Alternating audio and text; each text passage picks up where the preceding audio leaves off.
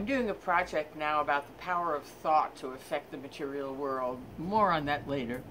But right now, I wanted to tell you a story that's come up that involves the power of thought in a certain way. It's a story that I remember from years ago from a book called How Can I Help by Ram Dass.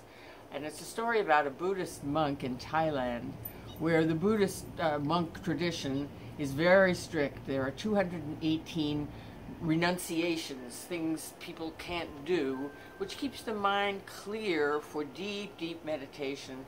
And this particular monk that the story is about added 10 more renunciations of his own, including that he wouldn't drive, except he had to go to a city, Bangkok, I believe, that was 150 miles away from wherever he was, and he would walk. Well, that's how intense this particular monk was on clearing his mind and having these profound meditations that connected him to a very deep place. Well, what the monk did was that he established a clinic for curing drug addicts of heroin and opium. I think, whatever. Serious drug addiction.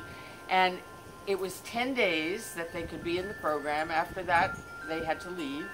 And he had a 70% non-recidivism rate. In other words, 70% of the people did not become drug addicts again. How did he do that?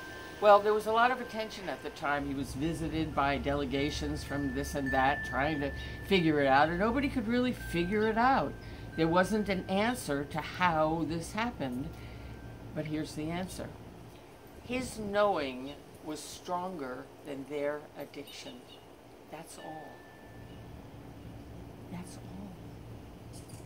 He told them they'd be there 10 days, they would leave at the end, and that they would be cured. And they were.